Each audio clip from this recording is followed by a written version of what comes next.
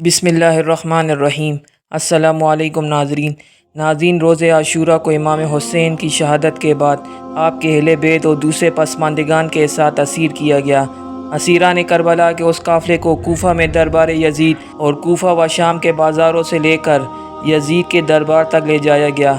जब शाम के सरकर्दगान, जिन्हें यजीद ने जंग में अपनी कामयाबी पर जश्न मनाने की दावत दी थी, यजीद के महल में पहुँचे तो उसने असीरान करबला व शहदाए करबला के कटे हुए सरों के साथ अपने महल में लाने का हुक्म दिया।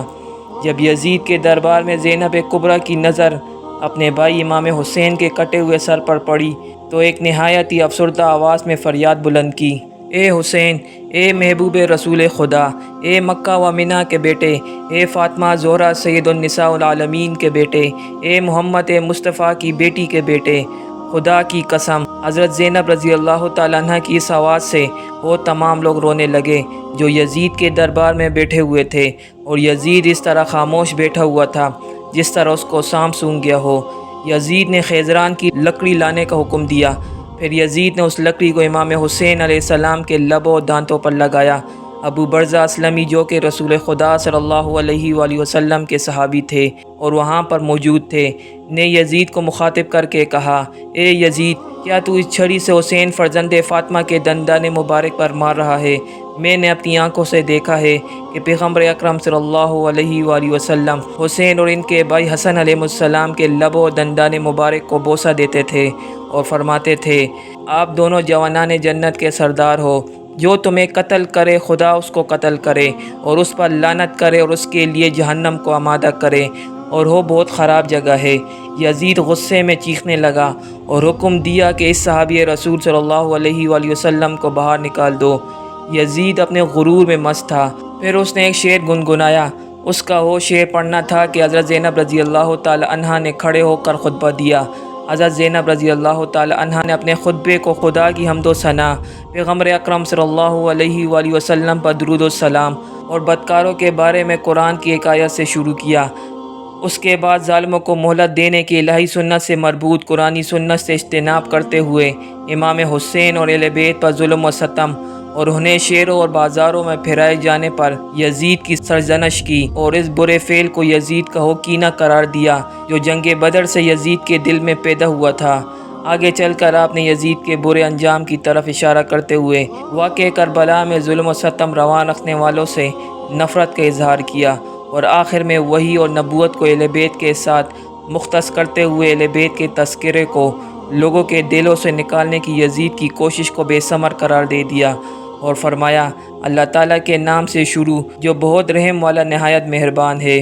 सब तारीफ़ें उस खुदा के लिए है, उस खुदा के लिए है जो कायनात का परवरदिगार है, और खुदा की रहमत नाजिल हो पैगम्बर अकरम सल्लल्लाहु अलैहि वसल्लम पर और उनकी पाकीज़ा इतरत व अहले बैत अलैहिस्सलाम पर। अम्मा बाद, बिलाखिर इन लोगों का अंजाम बुरा है जिन्होंने अपने दामन हयात को बुराइयों की स्याही से दागदार करके अपने खुदा की आयात की तकज़ीब की और आयात परवरदिगार का मजाक उड़ाया।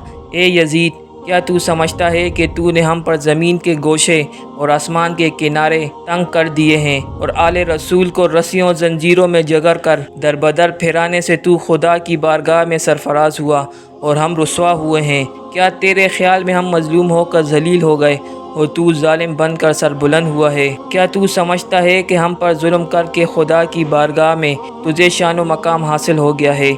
आज तू अपनी ज़ाहिरी फ़तह की खुशी में सरमस्त है, मुसरत व शादमानी से सरशार होकर अपने गालिब होने पर इतरा रहा है, और ज़मामदारी के हमारे मुसलमान हुकूक को गज़ब करके खुशी व सरूर का जश्न मनाने में मशगूल है। अपनी गलत सोच पर मगरूर ना हो और होश की सांस ले। क्या तूने खुदा का ये फरमान भुला दिया है कि हक़ का इनकार करने वाले ये ख्याल ना करें कि हमने उन्हें जो मोहलत दी है वो इनके लिए बेहतर है, बल्कि हमने उन्हें इसलिए ढील दे रखी है कि जी भर कर अपने गुनाहों में इजाफ़ा कर लें, और इनके लिए खौफनाक अजाब मुअय्यन किया जा चुका है। इसके बाद फरमाया, ए तलका के बेटे, यानी आज़ाद करदा ग़ुलामों की औलाद, क्या ये तेरा इंसाफ है कि तूने अपनी मस्तूरात और लोंडियों को चादर और चार दीवारी का तहफ़्फ़ुज़ फराम करके पर्दे में बिठा रखा हुआ है, जबकि रसूल ज़ादियों को सरबराना दरबदर फिरा रहा है? तूने मुखदरात असमत की चादरें लूट ली और इनकी बेहुरमती का मुर्तकिब हुआ। تیرے حکم پر اشقیاء نے رسول ذاتیوں کو بے نقاب کر کے شہر بہ شہر پھرایا۔ تیرے حکم پر دشمنان خدا اہل بیت رسول کی پاک دامن مستورات کو ننگے سر لوگوں کے ہجوم میں لے آئے، اور لوگ رسول ذاتیوں کے کھلے سر دیکھ کر ان کا مذاق اڑا رہے ہیں، اور دور و نزدیک کے رہنے والے سب لوگ ان کی طرف نظریں اٹھا اٹھا کر دیکھ رہے ہیں۔ ہر شریف و کمینے کی نگاہیں ان پاک بیبیوں کے ننگے سروں پر جمی ہیں۔ آج رسول ذاتیوں کے ساتھ ہمدردی کرنے والا کوئی نہیں ہے۔ آج ان قیدی مستورات کے ساتھ ان کے مرد موجود نہیں ہے جو ان کی سرپرستی کرے۔ آج آل محمد کا معین و مددگار کوئی نہیں ہے۔ اس شخص سے بھلائی کی کیا توقع ہو سکتی ہے جس کی ماں نے پاکیزہ لوگوں کے جگر کو چبایا ہو، اور اس شخص سے انصاف کی کیا امید ہو سکتی ہے جس نے شہیدوں کا خون پی رکھا ہو۔ وہ شخص کس طرح اہل بیت علیہ السلام پر مظالم ڈھانے میں کمی کر سکتا ہے جو بغض و عداوت اور کینے سے بھرے ہوئے دل کے ساتھ ہمیں دیکھتا ہے۔ اے یزید، کیا تجھے حیا نہیں آتی کہ تو جوانان جنت کے سردار حسین ابن علی علیہ السلام کے دندان مبارک پر چھڑی مار کر ان کی بے ادبی کر رہا ہے؟ اے یزید، تو کیوں خوش نہ ہو اور فخر و مباحات کے قصیدے نہ پڑھے، کیونکہ تو نے اپنے ظلم و استبداد کے ذریعے فرزند رسول خدا اور عبدالمطلب کے خاندانی ستاروں کا خون بہا کر ہمارے دلوں کے زخموں کو گہرا کر دیا ہے، اور شجرہ طیبہ کی جڑیں کاٹنے کے گناہوں جرم کا مرتکب ہوا ہے۔ تو نے اولاد رسول کے خون میں اپنے ہاتھ رنگین کیے ہیں۔ تو نے عبدالمطلب کے خاندان کو ان نوجوانوں کو تادیخ کیا ہے جن کی عظمت و کردار کے درخشندہ ستارے زمین کے گوشے گوشے کو منور کیے ہوئے ہیں۔ اس کے بعد حضرت زینب رضی اللہ تعالی عنہا نے آسمان کی طرف منہ کر کے بارگاہ الہی میں عرض کیا، اے ہمارے پروردگار، تو ہمارا حق ان ظالموں سے ہمیں دلا دے، اور تو ہمارے حق کا بدلہ ان سے لے۔ اے پروردگار، تو ہی ان ستم گروں سے ہمارا انتقام لے، اور اے خدا، تو ہی ان پر اپنا غضب نازل فرما، جس نے ہمارے عزیزوں کو خون میں نلایا اور ہمارے مددگاروں کو تادیخ کر دیا۔ اے یزید، خدا کی قسم، تو نے جو ظلم کیا ہے یہ اپنے ساتھ ظلم کیا ہے۔ تو نے کسی کی نہیں بلکہ اپنی ہی کھال چاک کی ہے، اور تو نے کسی کا نہیں بلکہ اپنا ہی گوشت کاٹا ہے۔ تو رسول خدا کے سامنے ایک مجرم کی صورت میں لایا جائے گا، اور تجھ سے تیرے اس گناہوں نے جرم کی پاس پرس ہوگی کہ تو نے اولاد رسول کا خون ناحق کیوں بہایا، اور رسول زادیوں کو کیوں در بدر پھرایا، نیز رسول کے جگر پاروں کے ساتھ ظلم کیوں روا رکھا۔ اے یزید، یاد رکھ، خدا آل رسول کا تجھ سے انتقام لے کر ان مظلوموں کا حق انہیں دلائے گا، اور انہیں امن و سکون کی نعمت سے مالا مال کر دے گا۔ خدا کا فرمان ہے کہ تم گمان نہ کرو کہ جو لوگ راہ خدا میں مارے گئے وہ مر چکے ہیں، بلکہ وہ ہمیشہ کی زندگی پا گئے اور بارگاہ الہی سے روزی پا رہے ہیں۔ اے یزید، یاد رکھ کہ تو نے جو ظلم آل محمد پر ڈھائے ہیں، اس پر رسول خدا عدالت الہی میں تیرے خلاف شکایت کریں گے، اور جبرائیل امین علیہ رسول کی گواہی دیں گے۔ پھر خدا اپنے عدل و انصاف کے ذریعے تجھے سخت عذاب میں مبتلا کر دے گا، اور یہی بات تیرے برے انجام کے لیے کافی ہے۔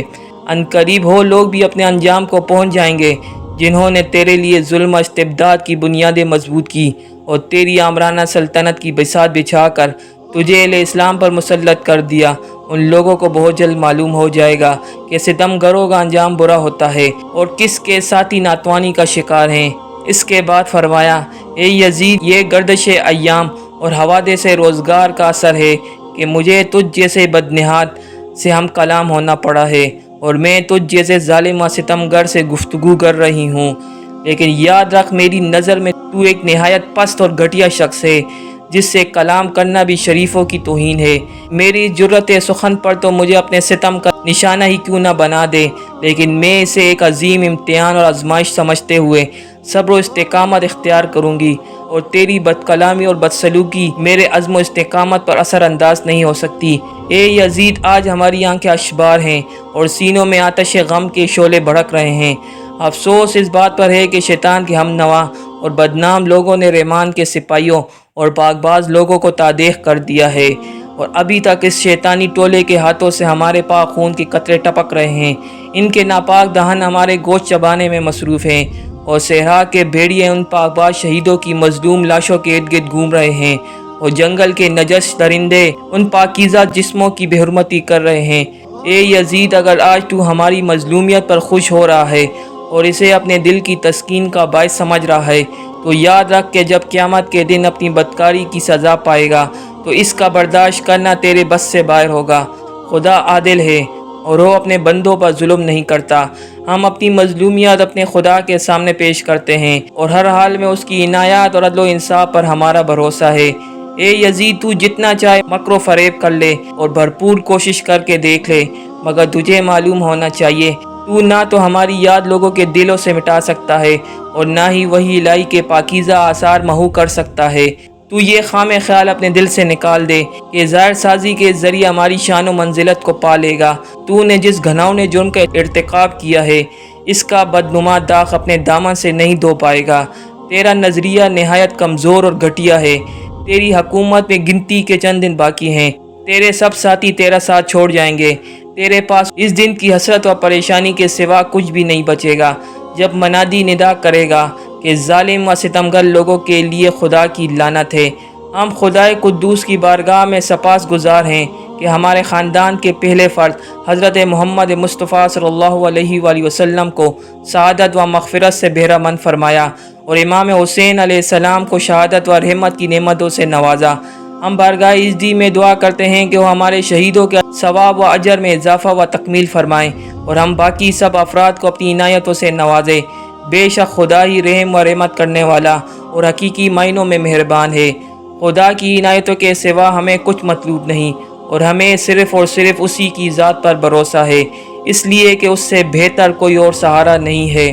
اللہ رب العزت تمام اہل بیت اطہار کے قبروں کو منور کرے، آمین۔